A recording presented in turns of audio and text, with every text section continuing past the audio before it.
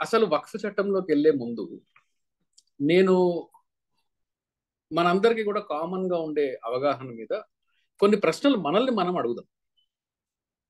ఒక చట్టం ఉంది, ఈ చట్టాన్ని సవరించడానికి కొన్ని ప్రతిపాదనలు ప్రభుత్వము, పార్లమెంటు, అసెంబ్లీలో చేస్తాయి. ఇప్పుడు ఈ చట్టాన్ని అమెండ్ చేయాలి అన్న, సవరించాలి అన్న, మెరుగుపరచాలి అన్న, అంతకు ముందు చట్టంలో మనకు ఉండే ప్రాబ్లమ్స్ ఏంది అనేది ఫస్ట్ ఐడెంటిఫై చేయాలి. నంబర్ 1.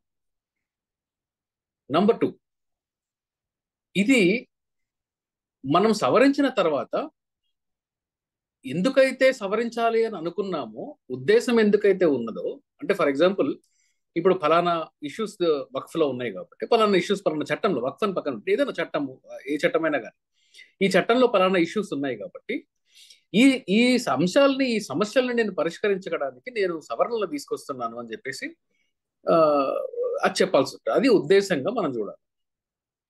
దీని తర్వాత దీని ఆబ్జెక్టివ్ ఏంటి? ఈ ఇష్యూస్ ఉన్నాయి కాబట్టి చట్టంలో సవరణ తీసుకురావాలి, ఇది ఆబ్జెక్టివ్. దీని అంతిమ లక్ష్యం ఏమై ఉండాలి అంటే, అల్టిమేట్ ఆబ్జెక్టివ్ ఏమై ఉండాలి? ఈ సవరణలను తీసుకొచ్చిన తర్వాత ఈ పలానా చట్టం ఎటువంటి మార్పుల్ని తేబోతుంది, ఎటువంటి మార్పులు మనం కోరుకుంటున్నాము, దీనిలో అంతకు ముందు జరిగిన సమస్యల్ని మళ్ళా రిపీట్ అవ్వకుండా మనం ఎలా వీటిని కాపాడుకుంటాము అనేది ఇది ఆబ్జెక్ట్ గా ఉంటుంది. దిస్ ఇస్ ప్రైమర్లీ ఏ చట్టం చేసినా కానీ దాని ఇంటెన్షన్, దాని ఒక బ్యాక్గ్రౌండ్, ఇష్యూ ఏంది, ఇంటెన్షన్ ఏంది, అండ్ దాని పరిణామం ఏంది, అలాగే ఆ చట్టం యొక్క ఆబ్జెక్టివ్ ఏంది చేంజ్ చేసిన తర్వాత. ఇవి ముఖ్య అంశాలు ఒక చట్టాన్ని సవరించాలి అనుకున్నప్పుడు. ఇప్పుడు ఈ వక్ఫ్ చట్టాన్ని ఎందుకు సవరించాలనుకున్నారు అంటే, మీకు వక్ఫ్ చట్టంలో మనకు చెప్పినది ఏంది? ఇది వరకు కొన్ని స్టేట్మెంట్స్ మాత్రం, ప్రధానమైన కంప్లైంట్స్ ఏంటి అంటే, ప్రభుత్వ ఆస్తులు చాలా మటుకు వక్ఫ్ తీసేసుకుంటుంది. ఇది నంబర్ 1 ఆరోపణ. ప్రభుత్వ ఆస్తుల మీద వక్ఫ్ చొరబడి ఇది నా వక్ఫ్ అని డిక్లేర్ చేస్తే దానిలో ప్రభుత్వానికి కూడా సేవ్ ఉండదు, ప్రభుత్వానికి కూడా ఎటువంటి డిఫెన్సివ్ ఆప్షన్ ఉండదు అనేది ఈ ప్రభుత్వంలో ఉన్న పెద్దలు చేస్తున్న ఆరోపణ. సెకండ్ దీని మీద ఉండేది ఏంటి అంటే, ఒకసారి వక్ఫ్ ట్రిబ్యునల్లో ఒక జడ్జిమెంట్ ఇస్తే ఆ జడ్జిమెంట్ మీద మీరు హైకోర్టుకు వెళ్ళలేరు. ఇది సెకండ్ ఆరోపణ. మూడవ ఆరోపణ ఏంటంటే, వక్ఫ్ అయినా కాకపోయినా కానీ ఏదన్నా తనకు తాను ప్రకటించుకుంటే ఇది వక్ఫ్ అని ప్రకటించేస్తే సరిపోతుంది, అది వక్ఫ్ అయిపోతుంది అనేది ఇంకొక ఆరోపణ. ఇంకొక ఆరోపణ ఏంటి అంటే, ఇందులో మహిళలు ఎవరు లేకుండా చేశారు, వక్ఫ్ బోర్డులో కానీ ట్రిబ్యునల్స్ లో కానీ మహిళలు లేరు, ఇప్పుడు మేము మహిళలను తీసుకొచ్చాము అని చెప్పేసి ఇంకొక ఆరోపణ. మీకు మహిళలను తీసుకురావాలి అనేది ఇంకొక ప్రపోజల్. లేరు అనేది తద్వారా మనందరికీ వాళ్ళు కమ్యూనికేట్ చేద్దాం అనుకుంటున్నారు. ఇవి ప్రైమరీలీ దీని మీద ఉండే ఒక అలిగేషన్స్, వక్ఫ్ చట్టం మీద ఉండే అలిగేషన్స్. పొలిటికల్ గా చూసుకుంటే కొన్ని అంశాలని మనం విశ్లేషించినట్టయితే దీని వెనకాల పొలిటికల్ ఇంటెన్షన్ ఉంది అని చెప్పడానికి కొన్ని నంబర్స్ చూడండి. 8 లక్షల ఎకరాలు వక్ఫ్ ఆధీనంలో ఉన్నాయి ఈరోజు. ఎస్, 8 లక్షల ఎకరాలు, 8 లక్షల పైచిలకు ఎకరాలు వక్ఫ్ ఆధీనంలో ఉన్నాయి. కరెక్టే. మరి గుళ్ళ ఆధీనంలో ఎన్ని ఉన్నాయి? టెంపుల్స్ ఆధీనంలో ఎన్ని ఉన్నాయి? చర్చిల ఆధీనంలో ఎన్ని ఉన్నాయి? ఎప్పుడైనా లెక్కలు కట్టారా? గుళ్ళల్లో, ఈ హిందూ దేవాలయాల ఆధీనంలో 10 లక్షల ఎకరాలకు పైన భూములు హిందూ దేవాలయాల్లో ఉన్నాయి. వీటిని ఎందుకు రెగ్యులేట్ చేయాలనుకోలేదు అంటే, దీనిలో ఎవరు ఏమి చేయట్లేదు. ముతవల్లీస్ అంటే ఇక్కడ వక్ఫ్ లో ముతవల్లి ఉంటారు. వక్ఫ్ అనేది ఏంటంటే తర్వాత వస్తాను నేను. వక్ఫ్ లో ఉండే పెద్ద మనుషులు, వక్ఫ్ నడిపించే పెద్ద మనుషులు, ఈ ట్రస్ట్ నడిపించే పెద్ద మనుషులు ఏదో అవకతవకలు ఉన్నాయి. ఈ భూములు మనము కాపాడుకునే అంశాల్లో అవకతవకలు ఉన్నాయి. కోర్టుకు వెళ్లే అంశాలలో కూడా ఇలాంటి ఇబ్బందులు ఉన్నాయి. ఇవన్నీ ఫైన్. మరి హిందూ దేవాలయాల గురించి కంపారిజన్ లేకుండా కేవలం వక్ఫ్ లో 8 లక్షల ఎకరాలు ఉన్నాయి అని అంటే ఏం చెప్పాలనుకుంటున్నారు మనకు? కాబట్టి ప్రైమరీలీ నా ఒపీనియన్ ఏంటి అంటే, ఇందులో ఏదో మిరకిల్ చేసేద్దామని చెప్పేసి తీసుకొచ్చిన చట్టము అస్సలు కాదు. దీని పేర్లు అంటే, వీళ్ళు పేర్లు ఎక్కడెక్కడి నుంచి తీసుకొస్తారో నాకు అసలు ఈ గవర్నమెంట్ తీసుకొచ్చే పేర్లు చాలా భలే ఉంటాయి. అగ్నివీర్, ఆ తర్వాత సబ్కా సాత్ సబ్కా వికాస్, ఏదైనా ఆ, చట్టాల పేర్లు తీసుకొచ్చినప్పుడు కూడా చాలా తమాషా పేర్లు పెడతా ఉంటారు. అంటే పేరు వెనకాల కూడా చట్టంలో ప్రతి పేరుకి కూడా దాని ఉద్దేశం ఉంటుంది. చట్టం name it self is intention. ఇది ఫండమెంటల్స్ ఆఫ్ ద లా. ఇప్పుడు ఫర్ ఎగ్జాంపుల్ బ్రిటిష్ ప్రభుత్వం ఉన్నప్పుడు భారతదేశానికి ఒక చట్టం చేసినప్పుడు, ఎందుకంటే భారతదేశంలో కాకుండా బ్రిటిష్ ప్రభుత్వం బ్రిటిష్ అండర్లో వేరే వేరే దేశాలు కూడా ఉండేవి కదా. బ్రిటిష్ ఒక్కటే, ఇండియా ఒక్కటే కాదు కదా బ్రిటిష్ కింద పరిపాలించబడింది. కాబట్టి ఇండియాకి ఒక చట్టం చేసినప్పుడు అక్కడ ఉండే చట్టం పేరు Indian penal code, the Indian evidence act. అంటే ఏంది? ఇండియాకి చేస్తున్నారు కాబట్టి, భారతదేశం కోసం చేసిన చట్టం కాబట్టి దీని పేరు Indian evidence act, Indian penal code. ఇప్పుడు చూడండి, ఇండియన్ పీనల్ కోడ్ ని మార్చి పేరేమని తీసుకొని వచ్చారు? భారతీయ న్యాయ సంహిత, భారతీయ సాక్ష్య అధినియం, భారతీయ నాగరిక సురక్షా సంహిత. ఈ భారతీయ అని పేరు తీసుకొచ్చారు. తద్వారా లీగల్ గా కాన్సిక్వెన్స్ ఏమన్నా ఉందా చూడండి. ఫస్ట్ అండ్ ఫార్మోస్ట్, ఏ చట్టమైనా, ఏ గవర్నమెంట్ కమ్యూనికేషన్ అయినా, హైకోర్టు లాంగ్వేజ్ అయినా, సుప్రీంకోర్టు లాంగ్వేజ్ అయినా ఇంగ్లీష్ లో ఉండాలి అనేది రాజ్యాంగం చెప్తుంది. చట్టం పేరు కూడా ఇంగ్లీష్ లోనే ఉండాలి ప్రైమరీలీ. వీళ్ళు దీన్ని హిందీలో పేరు పెట్టారు. అందులో భారతీయ అని పేరు పెట్టడానికి పెట్టారు. తద్వారా ఏం చెప్పాలనుకుంటున్నారు? ఇది ఇండియా కాదు, భారత్ అని. ఆర్టికల్ 1 ఆఫ్ ద కాన్స్టిట్యూషన్ చూడండి, ఇండియా పేరే ఉంది, India that is the Bharat, మనందరికీ తెలుసు. మరి భారత్ అనే పేరు పెట్టడం తప్ప అనే దానిలో తీసుకొస్తున్నారు. అసలు ఫండమెంటల్లీ భారత్ అనే పేరు ఉండాలా లేదా అనే క్వశ్చనే తప్పు. ఎందుకు అంటే భారతదేశస్తులకి భారతీయులు చేసుకుంటున్న చట్టం పేరు మళ్ళా భారతీయ న్యాయ సంహిత అయింది. ఓన్లీ న్యాయ సంహిత అని పిలవచ్చు కదా. రైట్ టు ఎడ్యుకేషన్ ఉంది, the Indian right to education act అన్నారా? రైట్ టు ఇన్ఫర్మేషన్ ఉంది, the Indian right to information act అన్నారా?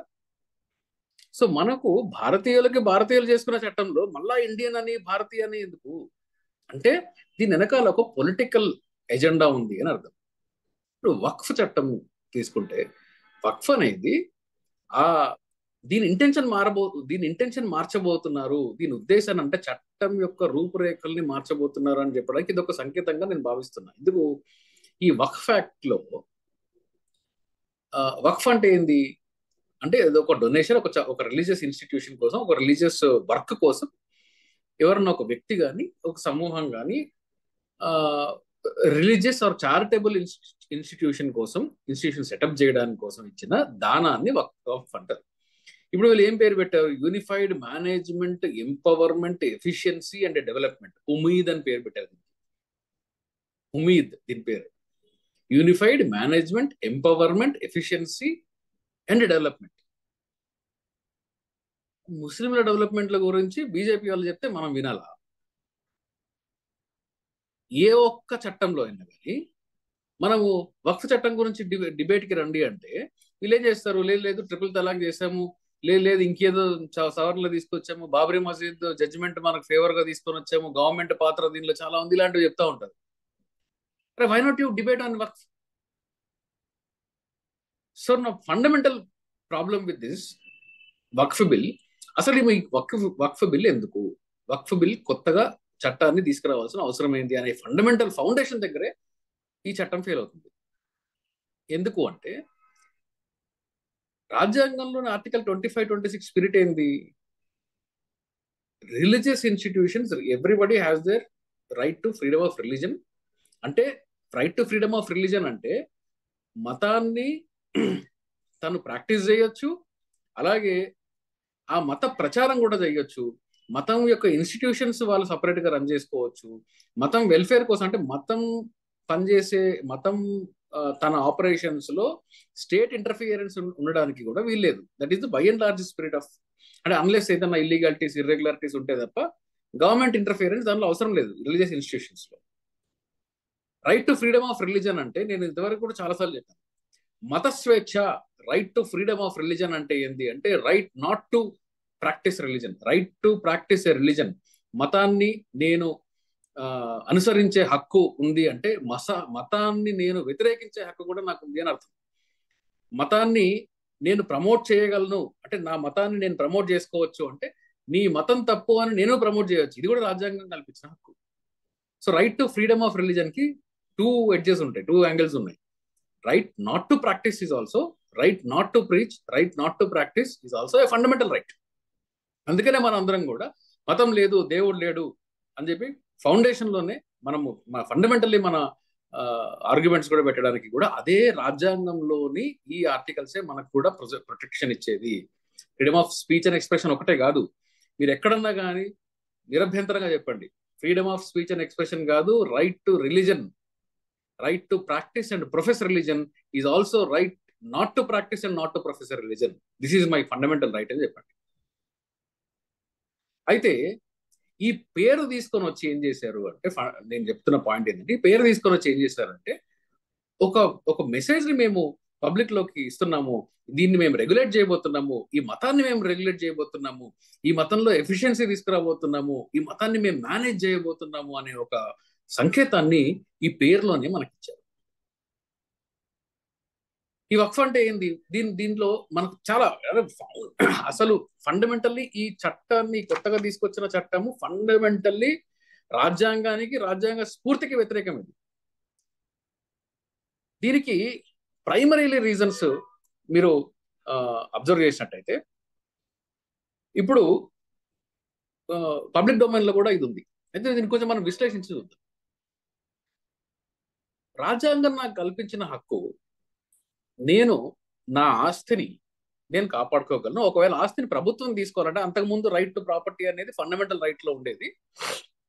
తర్వాత ఇది ఫండమెంటల్ రైట్స్ లో ఉంటే గవర్నమెంట్ కావాలన్నప్పుడు ప్రాపర్టీని తీసుకోవడం కుదరదు కాబట్టి దాన్ని ఒమిట్ చేసి ఇప్పుడు ఈ రైట్ టు ప్రాపర్టీ అనేది ఒక కాన్స్టిట్యూషనల్ రైట్. దాన్ని ఎవరన్నా ప్రభుత్వం మన భూములు తీసుకోవాలంటే దానికి ఒక ప్రొసీజర్ ఫాలో అయ్యి ఫేర్ కాంపెన్సేషన్ ఇచ్చి తీయచ్చు. దాని మీద చాలా చట్టాలు వచ్చాయి. ప్రభుత్వం అయినా మన భూమిని తీసుకోవాలి అని అనుకున్నప్పుడు దానికి ఒక కాంపెన్సేషన్ ఇచ్చి, దానికి ఒక ప్రొసీజర్ ఫాలో అయ్యి, నోటీస్ ఇచ్చి, నా పక్షాన్ని విని ఆ తర్వాత నా భూమిని తీసుకోవచ్చు ప్రభుత్వం. ఒకవేళ ప్రభుత్వం నా భూమిని తీసుకోవడం ఇల్లీగాలిటీ అంటే నేను హైకోర్టుకి, సుప్రీంకోర్టుకి వెళ్ళి నా భూమిని తీసుకోకుండా కూడా ఆపొచ్చు, నా పక్షాన్ని వినాలి అని చెప్పి. నాకు కాంపెన్సేషన్ సరిగ్గా ఇవ్వకపోతే భూమి ఇచ్చిన తర్వాత కూడా కాంపెన్సేషన్ కోసం ఇప్పటికి కూడా హైకోర్టులో, సుప్రీంకోర్టులో కేసులు పెండింగ్ ఉంటాయి. కోట్లలో రావాల్సిన కాంపెన్సేషన్ లక్షల్లో ఉంది అంటే దీని స్ఫూర్తి ఏంటి అంటే, నేను నా భూమిని మేనేజ్ చేసే హక్కు నాకు ఉంది అనేది ఇది ఫండమెంటల్లీ నేను చెప్పదలుచుకున్నది. అంటే భూమి నాది, నాకు నా తాతల నుంచి వచ్చి ఉండొచ్చు, ముత్తాతల నుంచి వచ్చి ఉండొచ్చు, నేనే కొనుక్కో ఉండొచ్చు, ఎవరైనా గిఫ్ట్ చేసి ఉండొచ్చు, ఏదైనా చేసి ఉండొచ్చు. ఈ రోజు నా పేరుతో నా ప్రాపర్టీ ఉంది. ఇప్పుడు నా ప్రాపర్టీని ప్రభుత్వం తీసుకోవాలన్నా కానీ ఒక ప్రొసీజర్ ఫాలో అవ్వాలి. అంటే నేను నా ప్రమేయం, నా ఉద్దేశము, నా కన్సెంట్ అనేది చాలా ఇంపార్టెంట్. నా కన్సెంట్ తో ఒకవేళ నేనే ఇచ్చేస్తాను అంటే దానికి ఎటువంటి గొడవ లేదు. ఈరోజు నేను గవర్నమెంట్ కి సీఎం రిలీఫ్ ఫండ్ కి డబ్బులు ఇవ్వాలనుకుంటున్నా, నా డబ్బులు ఈవెన్ ఆర్టికల్ 300 లో ఈవెన్ మనీ, ప్రాపర్టీ ఏదైనా కానీ ఆస్తి కిందకే వస్తుంది. నా డబ్బులు నేను గవర్నమెంట్కి ఇవ్వాలనుకుంటున్నా. నేను నిరభ్యంతరంగా ఇవ్వచ్చు, ఎవడు కాదనడానికి వీల్లేదు. దాంట్లో నేను గుడికి ఇవ్వచ్చు, నేను చర్చికి ఇవ్వచ్చు, మా ఇంటి పక్కన వాడికి ఇవ్వచ్చు, దారుణ పోయే దానికి ఇవ్వచ్చు, ఎవరికన్నా ఇవ్వచ్చు, నా ఆస్తి కాబట్టి. ఇప్పుడు నా ఆస్తిని నేను ఎట్లా దానం చెయ్యాలి, నేను ఇవ్వాలి అనుకుంటే నేను ఎలా ఇవ్వాలి, ఇవ్వడానికి ఒక కండిషన్ పెట్టాలి అనేదే ఈ వక్ఫ్ చట్టం. దీంతో ఫండమెంటల్లీ అందరూ డిసగ్రీ చేసే వ్యవహారం ఏంటి అంటే, ఏంటి ఇష్యూ, దీంతో పెద్ద ప్రాబ్లం నెంబర్ 1 ఈజ్ ఇది రాజ్యాంగంలో నాకు కల్పించిన హక్కుకి వ్యతిరేకము. నా ప్రాపర్టీ ఏం చెయ్యాలి, నేను తగలబెట్టుకోవాలా, నేను ఎవరికన్నా ఫ్రీగా ఇవ్వాలా, అమ్మేయాలా అనేది నా ఇష్టం కదా. మీరెవరు చెప్పడానికి? వక్ఫ్ చట్టం ఏం చెప్తుంది అంటే, మీరు ఒకవేళ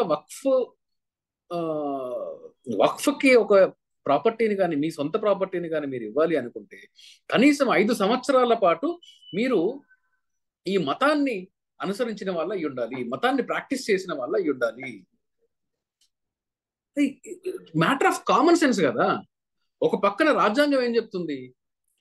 మతాన్ని ప్రాక్టీస్ చేయడము, చేయకపోవడము మీ వ్యక్తిగతమైన స్వేచ్ఛ అని ఫండమెంటల్ రైట్ చెప్తుంది. ఈ నా ప్రాథమిక హక్కుని కూడా కాదని, నీకు ప్రాథమిక హక్కు లేదు, నువ్వు భూమి ఇవ్వాలి అనుకుంటున్నావు కాబట్టి ఈ 5 సంవత్సరాలు నువ్వు ముస్లిం లాగా ఉండాలి, ముస్లిం లాగా ప్రాక్టీస్ చేసి ఉండాలి. నేను కన్వర్షన్ చేయాలో లేదో తెలియదు, నేను కన్వర్ట్ అవ్వాలో లేదో తెలియదు. నేను బేసిక్ గా నేను ఒక భూమిని, నా ఆస్తిని నేను ఒక ఒక ఒక విధంగా నేను ఖర్చు చేయాలి అనుకున్నా, దానం చేయాలి అనుకున్నా, కానీ నేను మతాన్ని స్వీకరించాలి. నేను ఇప్పుడు ఇది హిందూ మతము, లేదంటే ఆ ఆ, ఇస్లాము, లేదా క్రిస్టియానిటీ, వీళ్ళ సమస్య కాదు. నేను సిఐఏ ఎన్ఆర్సీ వచ్చినప్పుడు కూడా నేను ఇదే మాట్లాడాను. దేశం మొత్తం కూడా సిఐఏ ఎన్ఆర్సీ జరిగినప్పుడు ముస్లింల పక్షం లేదు. సిఐఏలో బంగ్లాదేశ్ నుంచి వచ్చిన హిందువులకు మాత్రం ఉంది, వేరే అన్ని మతాలకు ఉంది, ముస్లింలకు మాత్రం లేదు, ముస్లింలకు మాత్రము సిటిజన్షిప్ కల్పించట్లేదు అన్నప్పుడు నేనేమన్నాను అంటే, అయ్యా ఇది ముస్లింలకు మాత్రమే కల్పించకపోవడం కాదు, మేము కూడా ఉన్నాం హేతువాదులము, అసలు మాకు మతం లేదు, మాకు కూడా ఈ చట్టం నుంచి వెలేశారు మమ్మల్ని. ఇప్పుడు బంగ్లాదేశ్లో ఎథిస్టులు లేరా, పాకిస్తాన్లో ఎథిస్టులు లేరా? ఈ నేబరింగ్ కంట్రీస్ నుంచి మతాన్ని ఫాలో అవ్వని వాళ్ళు భారతదేశంలో సిటిజన్షిప్ తీసుకోవడానికి అవైలబుల్ లేకుండా చేసి పడేశారు మీరు. అంటే మీ దృష్టిలో మనిషి అంటే మతం ఉండాలి, మతంలోనే మనిషి ఉండాలి. ఇది ఎక్కడ రాజ్యాంగము, ఇది ఎక్కడ చట్టము, ఇది ఎక్కడ ప్రపంచంలో ఎక్కడా లేనటువంటి వింత ఇది.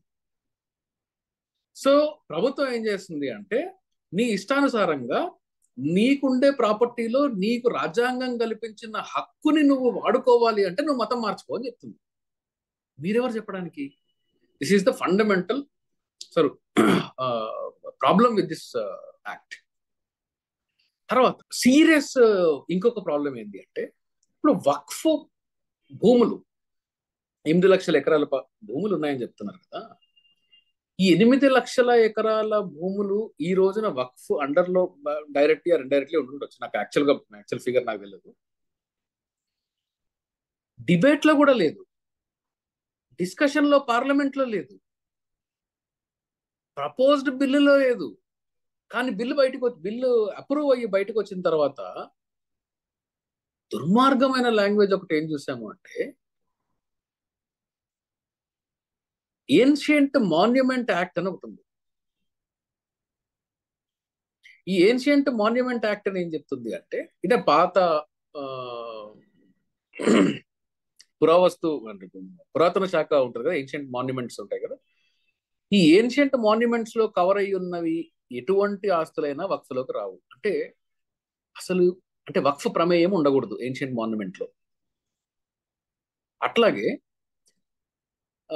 ప్లేసెస్ ఆఫ్ వర్షిప్ యాక్ట్ దీనికి ఇంట్రూడ్ అవ్వడానికి వీల్లేదు. వక్ఫ్ బై యూజర్ అనే ఒక కాన్సెప్ట్ ఉంది. ఈ వక్ఫ్ బై యూజర్ అనేది ఒక పార్ట్ ఆఫ్ ఇస్లాం అనేది మీకు బోల్డ్ జడ్జ్మెంట్స్ లో ఉంది. పర్టికులర్లీ రామ్ మందిర్ జడ్జ్మెంట్ లో కూడా ఉంది, బాబరీ మసీద్ జడ్జ్మెంట్ లో కూడా ఉంది. వక్ఫ్ బై యూజర్, ఈ ఈ వక్ఫ్ బై యూజర్ ఇక మీదట కుదరదు, యాక్ట్ వచ్చిన తర్వాత కుదరదు. ఇప్పటిదాకా ఉన్నవి ఓకే, వక్ఫ్ బై యూజర్లు కుదరవు. అంటే ఓ 200 సంవత్సరాల నుంచి ఒక మస్జిద్ ఉంది, అది ఏ వక్ఫ్ లో లేదు, దానికి పేపర్లు లేవు, ఏం లేవు. ఇప్పుడు ప్రెసెంట్ అది వక్ఫ్ బై యూజర్ గా కంటిన్యూ అవుతుంది. రేపటి నుంచి అది ఇంకా వక్ఫ్ బై యూజర్ కాదు, అంటే వాడుకలో ఉన్నది కాబట్టి అది ఒక మత సంస్థగా లేకుంటే మత స్థానంగా దాన్ని ప్రకటించి ఇప్పుడు రన్ చేస్తా ఉన్నది. ఇంకా మీదట అది కుదరదు, అంటే ఏన్షియంట్ దానిలోకి వెళ్ళడానికి కుదరదు. ఏన్షియంట్ మాన్యుమెంట్ లో ఏదన్నా ఒక ల్యాండ్ ఉంది అంటే దానిలో కూడా ఈ వక్ఫ్ ఇంటర్ఫియర్ అవ్వడానికి వీల్లేదు. ప్రభుత్వానికి అంటే దీస్ ఆర్ 2 ప్రాబ్లమ్స్. మూడవ ప్రాబ్లం, ఇంతకుముందు వీళ్ళు చెప్పేది ఏంటి, వక్ఫ్ ఏదన్నా కానీ ఒక జడ్జిమెంట్ ఇస్తే, వక్ఫ్ ట్రిబ్యునల్ ఏదైనా జడ్జిమెంట్ ఇస్తే మీరు హైకోర్టుకి వెళ్ళడానికి లేదు. వక్ఫ్ ల్యాండ్ ఏది అనేది వక్ఫ్ ట్రిబ్యునల్ డిసైడ్ చేయాలి. ఈరోజు ఎండోమెంట్ చట్టం కూడా ఇదే చెప్తుందండి. మరి ఎండోమెంట్ ట్రిబ్యునల్స్ జరిగే కేసులన్నీ ఏంటి, ఎవరు డిసైడ్ చేస్తున్నారు? ఎండోమెంట్ ట్రిబ్యునల్లో ఉండే డిస్ప్యూట్స్ ఎవరికి మధ్యలో ఉన్నాయి? అదేమన్నా గవర్నమెంట్ కి ప్రైవేట్ పర్సన్స్ కి మధ్యలో ఉన్నాయా? అక్కడ కూడా టెంపుల్ ట్రస్ట్ కి ఇండివిజువల్ పర్సన్స్ కి మధ్యలోనే కదా ఉన్నాయి. అది ఎవరు డిసైడ్ చేస్తున్నారు? ఎవరిని మోసం చేస్తున్నారు? ఇకపోతే మెంబర్స్ ఎవరున్నారు దీనిలో అని చూద్దాం ఒకసారి. వీళ్ళు అంటున్నారు కదా, ఈ ఇద్దరు ఉమెన్ మెంబర్స్ తీసుకొని వచ్చాం మేము అంటున్నారు కదా, నాన్ రిలీజియస్ పర్సన్స్ తీసుకొని వచ్చి పెట్టామని అంటున్నారు కదా. అంటే వీళ్ళు నిజంగా కూడా ఈ తిరుమల తిరుపతి దేవస్థానం బోర్డుకో, లేకుంటే ఇంకొక దేవస్థానానికో, లేకుంటే ఇంకో చర్చికో ఓ ముస్లిం వ్యక్తిని కానీ, లేకుంటే ఒక హేతువాదిని కానీ తీసుకెళ్లి పెట్టగలరా వాళ్ళు? రీసెంట్ గా అంటే, ఆ, తిరుమల తిరుపతి దేవస్థానం వాళ్ళు, నేను నా ఇంటర్వ్యూలో కూడా చెప్పాను నేను, తిరుమల తిరుపతి దేవస్థానం వాళ్ళు రీసెంట్ గా నన్ను ఇన్వైట్ చేశారు. అంబేద్కర్ జయంతి వాళ్ళు చేశారు. మరి అది దాన్ని ఎలా చూడాలో నాకు అర్థం కాలేదు అప్పుడు పోయినప్పుడు. బట్ అంబేద్కర్ జయంతిని తిరుమల తిరుపతి దేవస్థానాలు గుడ్ ఆర్ బ్యాడ్ వాళ్ళు సెలబ్రేట్ చేశారు. సెలబ్రేట్ చేసినప్పుడు నన్ను దానికి చీఫ్ గెస్ట్ గా పిలిచి స్పీకర్ గా మాట్లాడమన్నారు. చాలా పెద్ద మీటింగ్ చేశారు, చాలా లార్జ్ స్కేల్ ఖర్చు కూడా పెట్టారు దాని మీద, వాళ్ళు అఫీషియల్ గా చేశారు. సో ఇప్పుడు నేను వాళ్ళకి చెప్పాను, బాబు నేను హ్యూమనిస్ట్ అనే విషయం మీకు అందరికీ తెలుసు, మేము గుళ్ళకి వెళ్తాము, మాన్యుమెంట్లు చూస్తాము, ఆర్కిటెక్చర్ చూస్తాం, ఓల్డ్ హిస్టరీ ఏదైనా దొరుకుతుందేమో అని చూస్తాం, అంతవరకే. కాబట్టి నేను ఇవన్నీ నమ్మను. నేను ఆ, నా సిద్ధాంతాన్ని నేను కాంప్రమైజ్ అవ్వకుండా మాట్లాడతాను, మరి మీకు సమ్మతం అయితే నేను చెప్పండి, నేను వస్తాను అని చెప్పాను. వాళ్ళు సరే సార్ ఓకే, మీరు ఏం కాంప్రమైజ్ అవ్వాల్సిన అవసరం లేదు, కాకపోతే ఒక రిక్వెస్ట్ ఏంటంటే మీరు టీటీడీని మాత్రం క్రిటిసైజ్ చేయకండి అని అన్నారు. మరి వాళ్ళ ప్లాట్ఫామ్ మీదకి వెళ్ళి క్రిటిసైజ్ చేయడం ఉద్దేశం కాదు, అంబేద్కర్ గురించి చెప్పడం మన ఉద్దేశం. కాబట్టి అంబేద్కర్ గురించి మతం లేకుండా, ఆ, పౌరోహిత వర్గాన్ని క్రిటిసైజ్ చేయకుండా అంబేద్కర్ గురించి చెప్పడం సాధ్యమా అంటే 100% సాధ్యం. 4 రోజులు మాట్లాడగలను. ఈ 2 అంశాలని పక్కన పెట్టి అంబేద్కర్ గురించి చెప్పడం చాలా ఉంది. సో వెళ్ళా. అక్కడ స్పిరిట్ ఏంది అంటే, మీరు మీ అంతలో మీరు, అంటే ఒక రిలీజియస్ ఇన్స్టిట్యూషన్ గా ఉంటున్న వాళ్ళు, వక్ఫ్ లో ఉంటున్న వాళ్ళు, వాళ్ళకి ఆప్షన్ వదిలేయొచ్చు కదా మీరు ఎవరిని మెంబర్ గా తీసుకోవాలి అని. మీరెందుకని ఒక religious institution, Waqf is 100% religious institution, వీళ్ళు ఏమంటారు, కాదు కాదు వక్ఫ్ రిలీజియస్ అయినప్పటికీ కూడా వక్ఫ్ మీద ఉండే బోర్డు రిలీజియస్ కాదు, అది స్టాట్యుటరీ బోర్డు, చట్టం ఏర్పాటు చేసింది కాబట్టి అది సెక్యులర్, అది అందులో మతం సంబంధించిన వాళ్ళే ఉండవలసిన అవసరం లేదు. అవునా? అంటే వీళ్ళు మతానికి సంబంధించిన ట్రస్ట్ ఏర్పడుతుంది, మదర్సా ఏర్పడుతుంది, మసీద్ ఉంటది, లేదంటే ఒక మదర్ శ్మశానం ఉంటది, వాటి అఫైర్స్ ఉంటాయి, వాటికి సంబంధించిన ఇన్కమ్ ఎక్స్పెండిచర్ ఇవి ఉంటాయి. ఇవి మాత్రమే మీరు మేనేజ్మెంట్ లో ఇవి మాత్రమే ఉన్నాయి అని అనుకుంటున్నారా? వాళ్ళు ఎలా మేనేజ్ చేసుకోవాలి అనే విషయాన్ని వాళ్ళకు వదిలేయకుండా గవర్నమెంట్ రెగ్యులేట్ చేయడం ఏంది? వేరే ఏ ఇన్స్టిట్యూషన్స్ లో ఉన్నాయి ఇట్లాంటి గవర్నమెంట్ రెగ్యులేషన్స్? ఎక్కడ ఉన్నాయి? సరే ఉన్నాయి కదా, ఎండోమెంట్ డిపార్ట్మెంట్ ఉంది అని అంటారు కదా, సంస్కరణలు ఎక్కడ తీసుకొచ్చారు? మీరు ఇప్పటిదాకా చేసిన చేంజ్ ఏంది, ప్రోగ్రెస్ ఏంది? స్టాటిస్టికల్ కంపారిజన్ డేటా ఉండాలి కదా. మీరు పేరేమో unified management empowerment efficiency development ఇన్ని పెట్టారు కదా, కంపేరిటివ్ స్టడీ ఏది? కన్సల్టేషన్ ఎవరితో చేశారు? స్టేక్ హోల్డర్స్ ఎవరు? చట్టాన్ని పార్లమెంట్ చేస్తుంది అంటే, పార్లమెంట్ అంటే బీజేపీ కాదు. BJP is a political party, Congress is a political party. Political party will of the parliament కాదు. Will of the parliament is different from will of the political party. అంటే నాకు కూడా అందులో భాగం ఉంది, మీరు చేసే ప్రతి చట్టంలో కూడా నాకు భాగం ఉంది. అది బీజేపీ వాళ్ళకి మెజారిటీ ఉన్నా కానీ మనది first pass the post system, ఈ సిస్టమ్ కూడా మారాలి. అంటే మెజారిటీ 100లో 39 ఓట్లు వచ్చిన వాళ్ళు, 30% ఓట్లు వచ్చిన వాళ్ళు కూడా ప్రభుత్వం ఏర్పాటు చేయొచ్చు, కేంద్ర ప్రభుత్వం ఏర్పాటు చేయొచ్చు, రాష్ట్ర ప్రభుత్వాలు ఏర్పాటు చేయొచ్చు. మిగతా వాళ్ళందరికీ 10%, 20%, 27% అట్లా ఉంటాయి. వీళ్ళందరినీ కలిపితే 70% అవుతారు. కానీ ఈ 30% వాళ్ళు గవర్నమెంట్ లో కూర్చుంటారు. ఎందుకంటే ఇది ఫస్ట్ పాస్ పోస్ట్ సిస్టమ్ లో ఉండే వన్ ఆఫ్ ద ల్యాక్ అదే. సో మీకు పార్లమెంట్ లో ఒక చట్టాన్ని ప్రవేశపెట్టారు అంటే అందులో నా పార్టిసిపేషన్ ఉండాలి. చట్టాన్ని ప్రవేశపెట్టే ఉద్దేశం మీకు కలిగిన రోజు నుంచే నా పార్టిసిపేషన్ ఉండాలి, లేకపోతే అది రిప్రజెంటేటివ్ డెమోక్రసీ అనిపించుకోదు. సో ఈ వక్ఫ్ చట్టాన్ని తీసుకొచ్చే ముందు మీ కన్సల్టేషన్ ఎవరితో చేశారు? నా దగ్గరికి చాలా మంది ముస్లింలు వచ్చారు, మా ఇంటి ముందు క్యూ కట్టారు, వచ్చి మాట్లాడమన్నారు, వక్ఫ్ చట్టాన్ని మార్చేయమన్నారు. మరి అది పబ్లిక్ డొమైన్ ఎందుకు పెట్టలేదు? ఎవరు వాళ్ళు వచ్చిన వాళ్ళు? ఎవరు వాళ్ళు అడిగిన వాళ్ళు? తెలియదు ఎవరికి.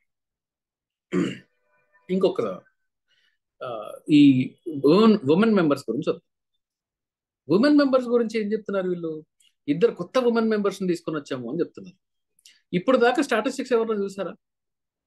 మన దగ్గర కూడా, తెలంగాణలో కూడా అంతెందుకు, ఆ నార్త్ ఇండియాలో రాజస్థాన్, గుజరాత్, కర్ణాటక ఇక్కడ కూడా ఎంతో మంది women members, more than 2 women members బోర్డులో ఉన్నారు.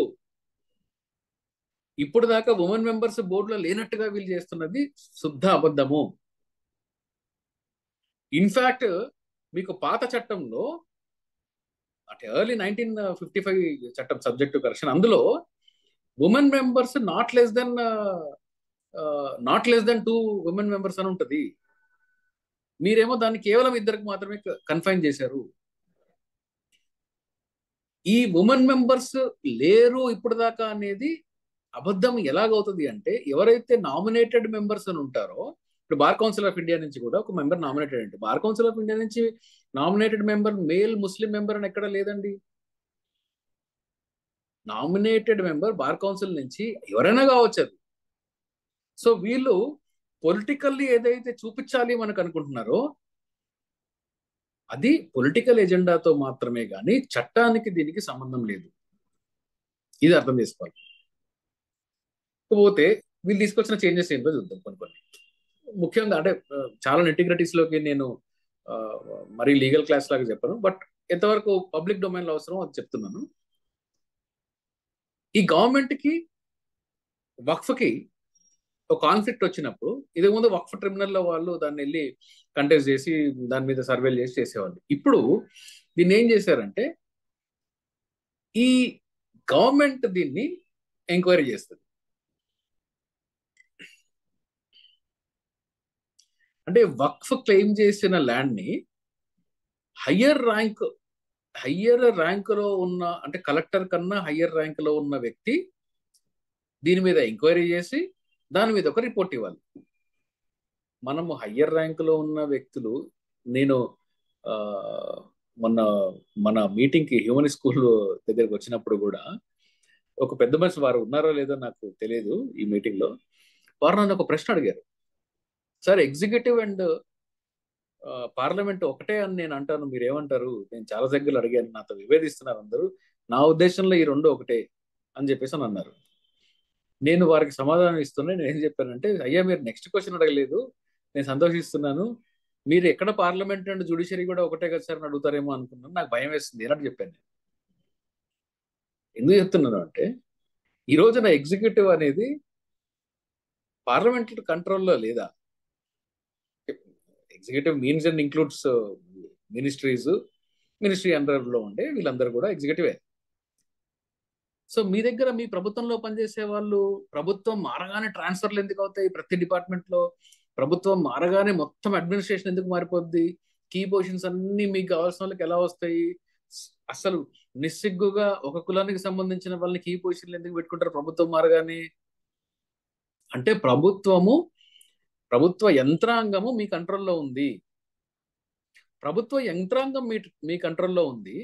మీ కంట్రోల్లో ఉన్న యంత్రాంగము ఫ్రీగా ఫెయిర్ గా ఉంటది అని చెప్పేసి మీరు మమ్మల్ని భ్రమలో పెట్టడం ఏంది? అంటే దీని ఇంటెన్షన్ ఏంది అని చెప్పారు అంటే, గవర్నమెంట్ కంట్రోల్ ఉండడం వల్ల, గవర్నమెంట్ సర్వే కండక్ట్ చేయడం వల్ల ట్రాన్స్పరెన్సీ పెరుగుతుంది. అంటే ఏంటి అంటే, వక్ఫాల్ చేయడం వల్ల ట్రాన్స్పరెన్సీ లేదు.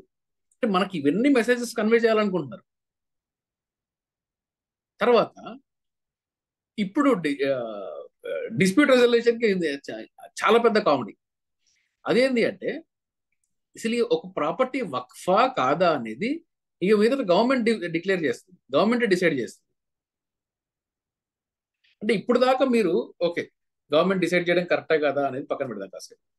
ఇప్పుడు దాకా మీ ఆరోపణ ఏంది? ఏ భూమి చూపించి ఇది నాది అంటే అది వక్ఫ్ అయిపోయేది అని అనేవాళ్ళు కదా. అది కరెక్టా కాదా పక్కన పెడదాం కాసేపు, అనేవాళ్ళు కదా. మరి ఇప్పుడు ప్రభుత్వం చేయబోయేది ఏంది?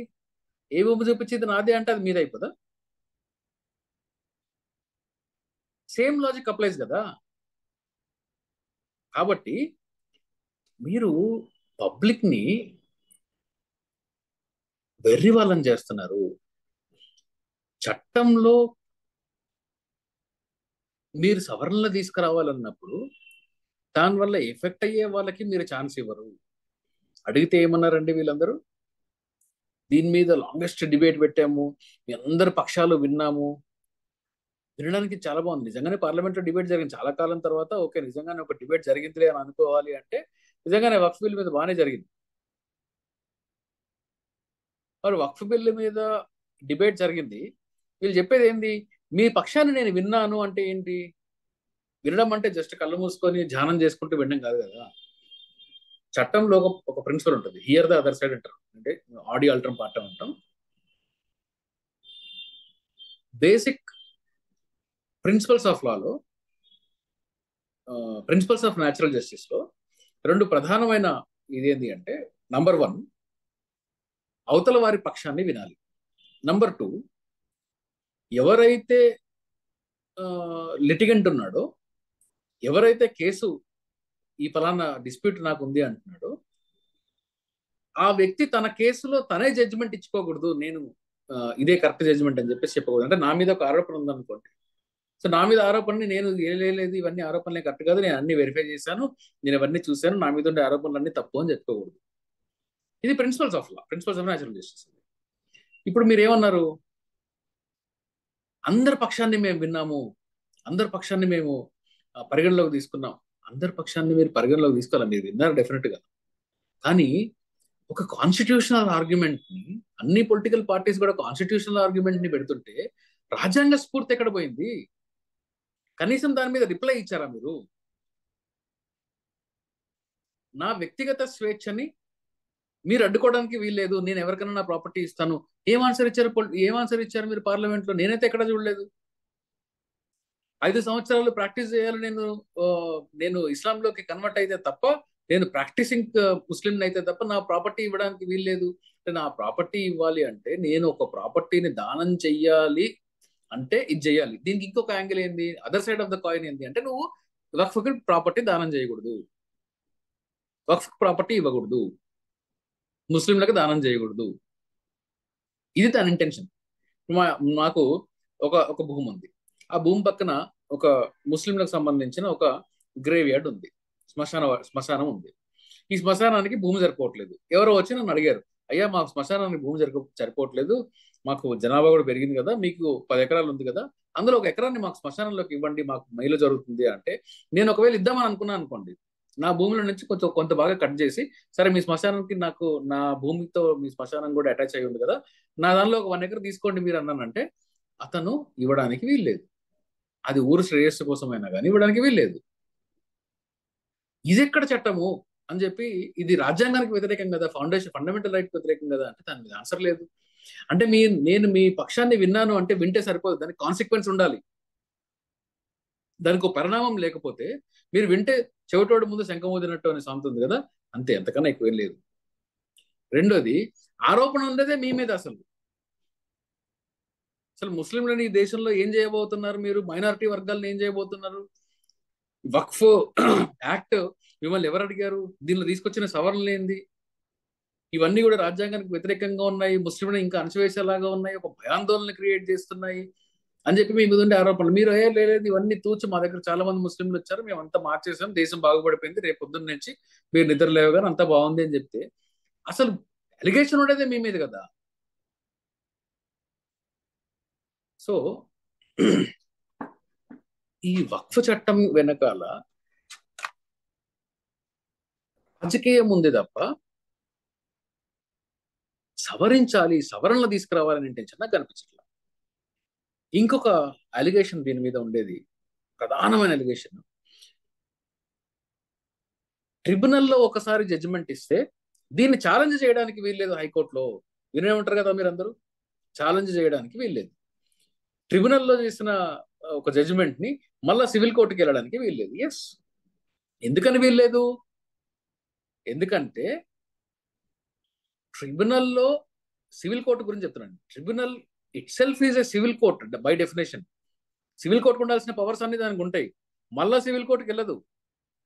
ఒక సివిల్ కోర్టు డిసైడ్ చేసింది ఇంకో సివిల్ కోర్టుకి వెళ్ళడం ఎంత తప్పు, అట్లాగే ట్రిబ్యునల్లో డిసైడ్ చేసిన దాన్ని సివిల్ కోర్టుకి మళ్ళా వెళ్ళదు. వీళ్ళు ఏమని చెప్తున్నారు, మళ్ళీ సివిల్ కోర్టుకి వెళ్ళకూడదు ఈ ఇష్యూ అంటే. సివిల్ కోర్టు కింద ట్రిబ్యునల్ లేదు. అట్లా అంటే ఇది ఎట్లా ఉందంటే ఇలాంటి ఆ, ఇదే ఆర్గ్యుమెంట్ ఎట్లా ఉందంటే, సెంట్రల్ అడ్మినిస్ట్రేటివ్ ట్రిబ్యునల్ ఉంది సర్వీస్ లా. సర్వీస్ లాలో ట్రిబ్యునల్ ఇచ్చిన జడ్జ్మెంట్ మీద నేను సివిల్ కోర్టుకి వెళ్ళడానికి వీల్లేదు అంటే అసలు ఎందుకు వెళ్ళాలి? అక్కడ కూర్చొని జడ్జ్మెంట్లు ఇచ్చేది ఎవరు? ఇది అంత వేగ్ ఆర్గ్యుమెంట్ ఇది. పోతే హైకోర్టుకి రావచ్చా లేదా? హ్యాపీగా రావచ్చు, నిరభ్యంతరంగా హైకోర్టుకి రావచ్చు. రివిజనల్ ప్రావిజన్ ఉంది హైకోర్టుకి. పాత ట్రిబ్యునల్ చట్టంలో కూడా నేనే కేసులు ఎన్నో వాదిస్తున్నా వక్ఫ్ మీద. అంటే అపీల్ లేదు, హైకోర్టుకి వెళ్ళే వీలు లేదు, రెండు వేరే అంశాలు. ఎస్, అపీల్ అనే ప్రావిజన్ లేదు. సివిల్ కోర్టు తర్వాత వేరే సివిల్ కేసుల్లో ఏదైతే ఉంటుందో, వేరే సివిల్ కేసులు ఓడిపోయిన తర్వాత అపీల్ ఎలాగైతే చేసుకుంటామో, ఓడినా గెలిచిన అపీల్కి ఎలాగైతే పెడతామో అలాంటి అపీల్ ప్రావిజన్ లేదు, కానీ రివిజనల్ ప్రావిజన్ ఉంది. 115 కింద రివిజన్ వేస్తాము. ఎవరు చెప్పారు రివిజన్ లేదని? హైకోర్టులో బేసిక్గా కేసులు నడుస్తున్నాయి, అపీల్ లేదు కాబట్టి రివిజనల్ ప్రావిజన్ సిఆర్పి వేస్తాం. దేశం మొత్తం సిఆర్పీలు నడుస్తున్నాయి, సివిల్ రివిజన్ పిటిషన్స్ అంటాం మేము మా భాషలో. సో ఈ హైకోర్టుకు అపీల్ లేదు అనే ఒక ఆరోపణ కూడా అది శుద్ధాబద్ధము. తర్వాత తీసుకొచ్చిన చేంజెస్ ఏంటి అంటే, ఈ ట్రిబ్యునల్ వీళ్ళు చెప్పుకునేది ఏంటి అంటే, ట్రైబల్ ల్యాండ్స్, షెడ్యూల్ 5 లో ఉండే ట్రైబల్ ల్యాండ్స్ ని వక్ఫ్ ప్రమేయం తీసుకురావడానికి వీలు లేదు. అసలు షెడ్యూల్డ్ 5 లో ఉండే lands is a separate schedule area. Already దాని మీద ఒక చట్టం ఉంది. ఇప్పుడు ఒకవేళ డిస్ప్యూట్ ఉంటే, ఎక్కడ దాకా అయితే scheduled land, tribal schedule land ఎక్కడ దాకా ఉన్నది నోటిఫైడ్ ఉంటే, scheduled land is by default notified lands. అవన్నీ నోటిఫైడ్ అయ్యుండి ఉంటే అందులో ఎవరు ఇంటర్ఫియరెన్స్ కుదరదు. ఈరోజు ఈవెన్ షెడ్యూల్ ల్యాండ్ మీద గవర్నమెంట్ కూడా రైట్ లేదు. దానికి ఒక చట్టాన్ని, దానికి ఒక సవరణ తీసుకొని వచ్చి దానికి ఒక స్పెషల్ జోన్ గా డిక్లేర్ చేసి చాలా కథ ఉంది. వీళ్ళు కొత్తగా తీసుకొచ్చింది ఏం లేదు దానిలో, ఆల్రెడీ దానికి ఒక చట్టం ఉంది. ఫైనాన్షియల్ రిఫార్మ్స్ తీసుకొని వచ్చాము మేము, దీని మీద ఒక కంట్రోల్ మెకానిజం తీసుకొని వచ్చాము, ట్రాన్స్పరెన్సీని తీసుకొని వచ్చాము అని చెప్పేసి అంటున్నారు. ఇక్కడే ఒక మంచి కిటుకుంది చూడండి. ఇప్పుడు దాకా బహుశా పబ్లిక్ డొమైన్ లో కూడా డిస్కషన్ కి రాని ఒక అంశాన్ని చెప్తున్నాను. వక్ఫ్ ని రెగ్యులేట్ చేయడం అంటే, వక్ఫ్ ఆస్తుల్ని రెగ్యులేట్ చేయడము, వక్ఫ్ కి ఇవ్వాల్సిన దానాలని రెగ్యులేట్ చేయడము, వక్ఫ్ ఆస్తులు ఎలా ఖర్చు పెడుతున్నారు, ముతవలీలు ఏం చేస్తున్నారు. ముతవలి అంటే ఎవరు అంటే బేసికలీ ఆ ట్రస్ట్ మేనేజర్ అని అర్థం, సింపుల్ భాషలో చెప్పుకోవాలంటే. వీళ్ళు ఏం చేస్తున్నారు, ఏ విధంగా ఖర్చు పెడుతున్నారు, ఇంటర్నల్ గా వక్ఫ్ క్రియేట్ అయిన తర్వాత అందులో ఏదన్నా ఇర్రెగ్యులారిటీస్ జరుగుతున్నాయి అనుకోండి, హ్యాపీగా సవరణలు చేసుకోండి, హ్యాపీగా మీరు యాక్షన్ తీసుకోండి, ఎవరు వద్దన్నారు? రెండింటిని మీరు అబ్జర్వ్ చేయండి. ఒకటి, ఆస్తులు ఎన్నున్నాయి, ఏది ఆస్తి ఏది కాదు, ఎంత ఆస్తి డిస్ప్యూట్కి వచ్చినప్పుడు ఏం చేయాలి, ఇవన్నీ కూడా దేని మీద జరుగుతున్నాయి? ప్రాపర్టీ మీద, ప్రాపర్టీ కంట్రోల్ మీద మాత్రమే పబ్లిక్ అందరినీ భ్రమ పెడుతున్నారు. సవరణలు చేయాలి అంటే ఈ ఆస్తులు ఆల్రెడీ ఉన్నాయి కదా, ఈ ఆస్తి మేనేజ్మెంట్ లోపల ఎక్కడెక్కడ సవరణలు చేయాలి అవి కదా మీరు చూపించాలి. దానికి కదా డేటా మీరు బయటకు పెట్టాలి. ఓకే, ఒక ముతవలి, ఒక ట్రస్ట్ మేనేజర్ దాన్ని ఏం చేస్తున్నాడు, ఆ భూమిలో అవకతవకలు చేస్తున్నాడు, ఆయన ఆ వ్యక్తి దాన్ని ఫండ్స్ ని మిస్యూజ్ చేస్తున్నాడు. అలాంటప్పుడు మీరు ఆ మిస్యూజ్ ఆఫ్ ఫండ్స్ ఆపకుండా, ఆ మిస్యూజ్ ఆఫ్ ఫండ్ జరగకుండా మిమ్మల్ని ఎవరు అడ్డుకున్నారు? మిస్యూజ్ ఆఫ్ ఫండ్ జరగకుండా చేయండి, వెల్కమ్. ఇప్పుడు తీసుకొని వచ్చారు, 1,00,000 కన్నా పైన ఉంటే దాని మీద కంపల్సరీ ఆడిటింగ్ ఉండాలి. పక్కాగా వక్ఫ్ ప్రాపర్టీస్ ఏవేవి ఉన్నాయో వాటన్నిటిని మీరు డిజిటల్ రికార్డులోకి ఎక్కించాలి. ఐడెంటిఫికేషన్ వరకు ఫైన్, కానీ ఇంటర్నల్ అఫైర్స్ ని రెగ్యులేట్ చేయడం ఒక అంశము, ప్రాపర్టీని యాజ్ ఎ హోల్ రెగ్యులేట్ చేయడం ఒక అంశం. వీళ్ళు ఎక్కడ కూడా ఇంటర్నల్ రెగ్యులేషన్ గురించి మాట్లాడలే. ఎందుకని? ఇంటర్నల్ రెగ్యులేషన్స్ గురించి మాట్లాడితే హిందూ ధార్మిక చట్టంలో ఉండే ఇంటర్నల్ రెగ్యులేషన్స్ గురించి మాట్లాడతారేమో అని భయం వీళ్ళకి. కాబట్టి ఈ ఆడిటింగ్ చేస్తాము, ఫైనాన్షియల్ రిఫార్మ్స్ తీసుకొని వచ్చాము, ఫ్లెక్సిబిలిటీ తీసుకొని వచ్చాము, ట్రాన్స్పరెన్సీ తీసుకొచ్చాము, మేనేజ్మెంట్ లో మార్పులు తీసుకొని వచ్చాము. ఇవన్నీ కూడా కేవలం పబ్లిక్ మైండ్స్ ని కంట్రోల్ చేసే విధానాలుగా నేను చూస్తున్నాను తప్ప ఇవన్నీ కూడా నిజమైన ఇంటెన్షన్ లో చూడట్లా. అంటే పొద్దున్న లేస్తే ఒక మనిషి చచ్చిపోతే మన దేశంలో పరిస్థితి ఎలా ఉందంటే, ఇప్పుడు ఒక మనిషి చచ్చిపోతే,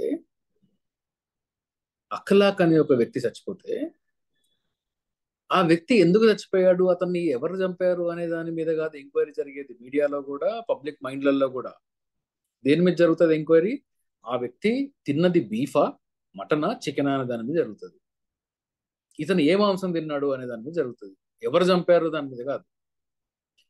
ఒక ఒక స్టూడెంట్ చచ్చిపోతాడు, రోహిత్ వేముల అనే ఒక స్టూడెంట్ చచ్చిపోతాడు, సూసైడ్ చేసుకుంటాడు. ఇతను సూసైడ్ కి కారణాలు ఏంటి అని కాదు మనం ఎంక్వైరీ చేయాల్సింది, ఇతని కులం ఏంటి అని ఎంక్వైరీ చేస్తారు.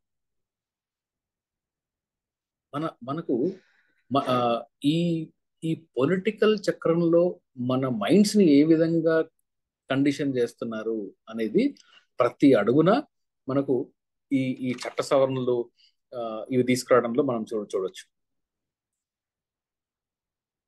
ఇది ఓన్లీ వక్ఫ్ చట్టం ఒకటే కాదండి. మీరు 370 అన్నప్పుడు అంతే, తర్వాత సిఏఎన్ఆర్సి అన్నప్పుడు అంతే, ఏ చట్టాలు సవరణలు, ఐపీసీ సిఆర్పిసి చట్టం సవరణ తీసుకొచ్చినప్పుడు అంతే. ఐపీసీ సిఆర్పిసి ఎంత దుర్మార్గమైన చట్ట సవరణలు చేశారో, అసలు మైండ్లెస్ గా ఎలా చేశారు అనేది క్రిమినల్ చట్టాల మీద నేను లాయర్స్ కి సపరేట్ గా దాని మీద ఎన్ నెంబర్ ఆఫ్ వర్క్షాప్స్ ని కండక్ట్ చేశాను. దానికి ప్రొసీజర్లో ఎక్కువ ఉంటుంది కాబట్టి ఈ క్రిమినల్ చట్టాలు కాన్స్టిట్యూషన్ కి ఎలా వ్యతిరేకంగా ఉన్నాయి అనే విషయంలో కూడా చాలా సుదీర్ఘంగా దాని మీద లెక్చర్స్ ఉంటాయి. బహుశా ఆన్లైన్ లో కూడా అవైలబుల్ ఉంటాయి. నేను ఇంతకుముందు ఇచ్చిన మీటింగ్స్ లో ఎవరైనా ఇంట్రెస్ట్ ఉంటే చూడొచ్చు. ఈ చట్టాలన్నిటినీ కూడా తీసుకొచ్చేది మీ ఎజెండా ఎవ్రీడే హిందూ ముస్లిం, హిందూ ముస్లిం, హిందూ ముస్లిం, ఇది తప్ప దీంట్లో రాజ్యాంగంలో కానీ రాజ్యాంగ స్ఫూర్తిని కానీ ఇంప్లిమెంట్ చేయడానికి చేసిన చట్టం కాదు. నేను చెప్తున్నాను, రాబోయే కాలంలో వక్ఫ్ చట్టం, వక్ఫ్ యాక్ట్, వక్ఫ్ ల్యాండ్ల మీద ఇప్పుడు దాకా ఎన్నైతే లిటిగేషన్లు ఉన్నాయో ఇంతకి కనీసం 3 లిటిగేషన్ ఇప్పుడు పెరగబోతుంది. ఏదన్నా చట్టంలో సవరణలు తీసుకొని వచ్చే లిటిగేషన్ ని తగ్గించేదానిలాగా ఉండాలి, లిటిగేషన్ ని పెంచేదానిలాగా ఉండకూడదు.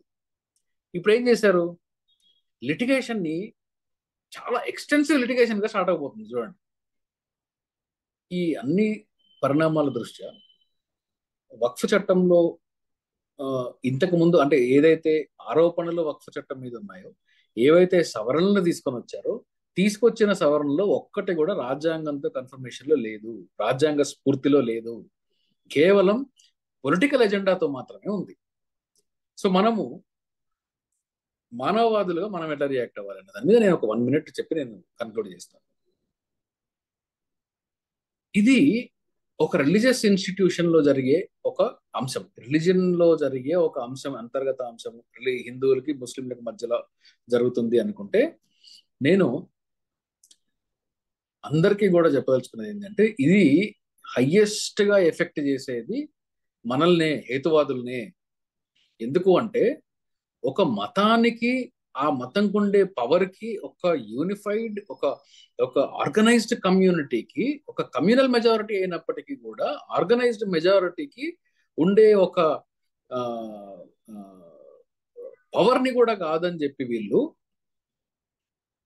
రాజ్యాంగానికి కూడా వ్యతిరేకంగా వెళ్ళి చట్టాలు చేయగలుగుతున్నారు. అంటే మన పరిస్థితి ఏంది?